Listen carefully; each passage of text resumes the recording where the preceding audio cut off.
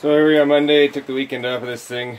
I had a bunch of other stuff to do.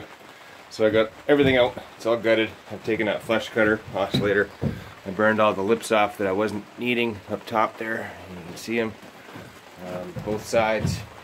Give her a really good sweep. I'm going to get out the power washer now because I got to degrease this thing. You want to make sure that you got no grease in here, oil, gas, whatever, when you start grinding. Because you'll just grind it in the fiberglass, you'll never have a bond.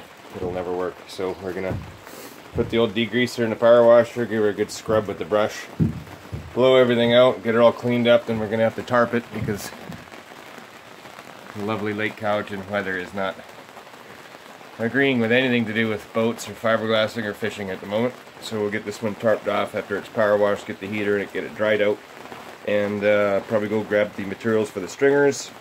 There was no way of saving this main. They were just finished, so we'll have to use the old math trick. I'll show you guys how to do that. That's half the reason that I've left this piece all the way down, is so I can measure down from there. These are 2x10s, so fir, use only select grade fir.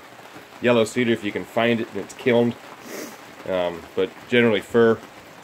That's what they came with, that's what you put back in. The Hurston's were laminated plywood. For stringers or any structure, some guys will laminate a couple of pieces of 1/2-inch plywood together. If you're going to go this far, don't do that. Just go get some lumber and use lumber, because the plywood will just, it'll rot eventually. So will this, but slower.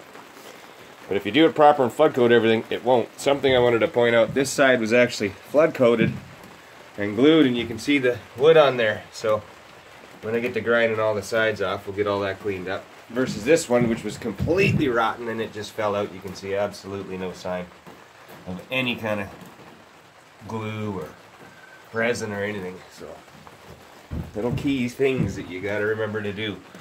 This is flood coated and stuck, and this is nothing and rot. There you go, guys. And after this one, get this cleaned up and all that, we're gonna go and pull the motor off of the Double Eagle up there. Buddy's coming down that bought it. We're gonna mount it onto his boat, and then I'm gonna go and grab the pod that I have for that Double Eagle and probably bolt it on the back and cut out the engine well. We can call that one done. Do a little bit of quick box on it. Good to go.